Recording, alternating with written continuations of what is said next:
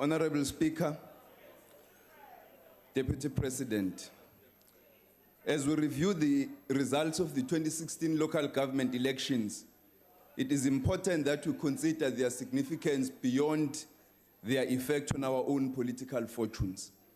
I wish, therefore, at this stage to begin by summarizing the message from my comrades who have spoken at this august house during this debate before me. These elections affirmed the strength and vibrancy of our democracy.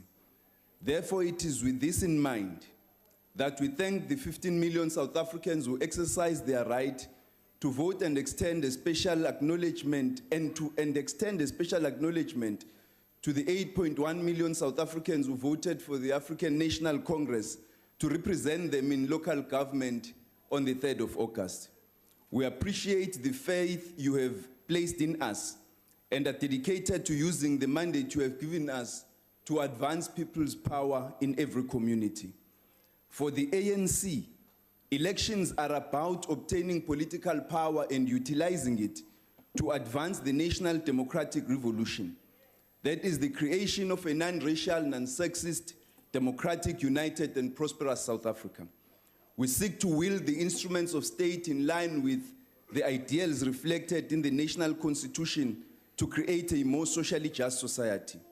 While we appreciate this confidence shown by 54% of voters, our electoral decline makes the patent statement that a significant number of South Africans, who include loyal ANC supporters who did not give their vote to another party but stayed home on election day, have felt the ANC had not earned their vote this time.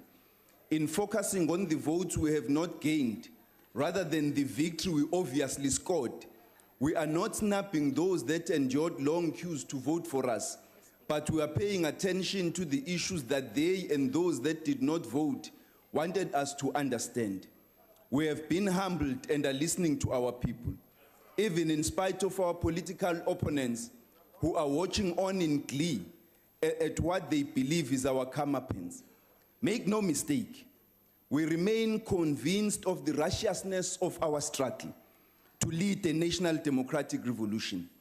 This is the overarching vision which animates us, and yet it does not exempt us from the scrutiny of voters, who as active citizens must hold us accountable for our leadership on their behalf, always asking at and between elections, is the African National Congress demonstrating the best possible leadership on their behalf? As such a revolutionary movement, executing a far-reaching political and socio-economic revolution, we view the votes we receive from the public as an important statement of faith and affirmation for the revolution we are leading. For us, elections are about creating further beachheads to carry forward the ideals of our revolution in a society characterized by fundamental contradictions between those hell-bent on defending ill-gotten minority privileges and those fighting to turn the current system on its head to create a new society based on social justice, equality, and total emancipation. This was and will always remain for the foreseeable future until the goals of the NDR are realized, the fundamental question posed by elections. And therefore, these elections were not about choosing between so-called good governance modernists and those still stuck in the struggle mindset. Because ultimately, when all the voting is done and office bearers elected, the fundamental question remains: what policies and programs will those in office implement the first day they get to the office? Do they have policies to restore to the landless and the destitute their fundamental rights to the land and housing? Will they give the poor water and electricity? Will they give the students access to free Wi-Fi hotspots? At the end of the day, so-called good governance on its own will not deliver employment equity and black economic empowerment. It will not deliver land to the victims of the 1913 Natives Land Act and give the poor access to water, electricity, and housing. However, we understand the message of our electorate that these elections were not just or mainly perhaps about service delivery, but rather about values, principles, and loss of vision. This then calls for the ANC to regenerate itself, renew its core values and reaffirm the promise of 1994 when President Mandela ascended the heights of the Union building with a promise that out of an extraordinary human disaster that lasted too long must be born a society of which all humanity will be proud. Accordingly, as we see the significant derailment of our revolution that has been occasioned by these developments, we are correct to be concerned. We cannot, however, wallow in permanent self-criticism and self-pity as we ponder the way forward. We must recognize that the terrain in which we execute our revolution has changed significantly. The Western Cape and significant portions of the Eastern Cape, including Tshwane and Johannesburg, have now returned to the descendants of both the Cape colonists and the Transvaal Boer Republic of Paul Kruger that existed prior to the so-called Anglo-Boer War of 1899 to 1902. The restoration of the colonial governments of the past will see to it that white monopoly capital effectively gains a significant foothold into political power and the civil service, which they had lost in 1994. Revolutionaries must not disabuse themselves of the notion that the DA and EFF, the revolutionaries must disabuse themselves of the notion that the DA and EFF coalition governments are going to collapse under the heavy pressure of policy and political contradictions. In the first instance, nowhere in the world does there exist a coalition between a neoliberal and pseudo-leftist political party. This is a coalition that should never have happened, but it has happened. And we must expect that those that pull the strings of these political misfits will never allow any amount of political bickering among their puppets to jeopardize a moment. Minister of Instagram, we are calling a point of order also. Honorable Gigaba, please take your seat. Firstly, there is no collision. It's coalition. It's not collision. That means something different. Thank you very much. But secondly, a point of order is that the EFF is not in any coalition government with anybody. With anybody. He's deliberately misleading the House and he's out of order. This is not Instagram. Get your facts straight or step aside. We're not on social media here. Don't mislead the nation. You've got the responsibility as a minister to speak nothing else but the truth. That is a speech now, Honorable Ndlozi, please. Thanks, Chair. Point of order, Chair. No, point of order. Yes, yes. Honorable Zulu. Honorable members, please can I hear the speaker on the mic? Thank you, Honorable. Thank you, Honorable Chairperson. We're just asking that let us stick to the rules. It is not proper for any member to ask for a point of order and then end up making a political statement. That is not correct. Can we have order? Thank you very much. I think that's what I told Honorable Ndlozi, that he's now making a speech and he sat down. Thank you. Can you continue, Honorable Gigaba? After all, both the main protagonists to the coalition are not merely in coalition with white monopoly capital and its international allies. They were in actual fact created by these.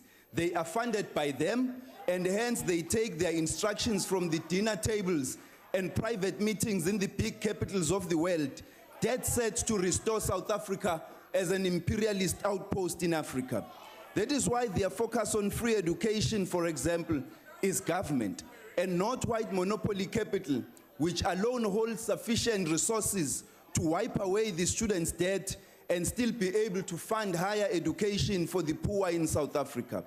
However, the DA-EFF shotgun marriage represents opportunism, short-termism, and instability, as a result of which, instead of laying a basis for more effective municipal governance, the citizens of the municipalities which this coalition now governs will experience a period of instability, horse trading, and petty political maneuvering, rather than a focus on sustained fundamental transformation. A great and difficult struggle lies ahead to stave off the counter-revolutionary upsurge in our country, whose liberation from the yoke of colonial bondage we fought hard to achieve. The idea that the Cape Town model can be exported to other metros is deeply flawed, both because Cape Town has certain historical advantages over the other metros, but as well as the fact that they have different demographic realities. The DA's electoral success in Cape Town has been based on sowing anti-African prejudice and uniting the other racial groups against Africans, which has made it to be one of the most unequal cities in the world. Honorable Maimane has a very myopic view of race relations in our country, strangely, for a leader of a party that harbors in its pitiful ranks all sorts of racists and bigots. Attacking racism and racial privilege, the very reason President Mandela spent the best of his young life in prison, is not about implanting fear, but addressing the fundamental basis for the national grievance of the people that the Honorable Maimane has long abandoned when he jumped into the arms of neoliberalism. Understandably, his is a party deeply in denial about the systemic features of South Africa's political economic legacy, which continues to reproduce racialized inequality, poverty, and unemployment. They talk about change, but they have never explained to anyone what this change is about, except to keep regurgitating the story of good governance. The change they talk about is a change back to the past, to the era when Milner was governor of the Cape Colony and Kruger was president of the Transvaal Republic, where Africans and blacks in general were excluded from the seat of privilege and marginalized merely because of their race. Whatever change they will implement aimed at impacting positively on these black majorities will be intended for window dressing. As for those EFF members that genuinely believe that their organization is or should be a left-wing radical organization, that belief has now been proven to be misguided. Indeed, these elections were a tipping point. They have exposed the fault lines in our country and exposed everyone for who they are. Only an internal revolt from within its more genuine members can save the EFF from an inevitable calamity. Over the next few years, white monopoly capital is going to be more buoyant and arrogant, trying its very best to unseat the ANC. But we promise, this time, we have learned our lesson and they will meet their match. When all is said and done, elections are an opportunity for the masses of our people, excluded from the economy, pushed to the periphery of our cities, without financial resources and corporate clout, and representation by the media elite, to seize political power, to win, through the sheer might of their numbers and clarity of purpose, a seat at the table, as well as inclusion in the economy, to win dignity. Ultimately, the future of South Africa rests with the ANC, but this must be an ANC that modestly, honestly, and attentively hears the message of our broad constituency. It is the ANC that is the aggregate hope of all our people who never mattered in this country until the ANC insisted that they did matter. In conclusion, I wish to quote a poem by Tennyson. Though much is taken, much abides. And though we are not now, that strength which in old days moved earth and heaven, that which we are, we are. One equal temper of heroic hearts, made weak by time and fate, but strong in will, to strive, to seek, to find, and not to yield. The struggle continues. Amandla.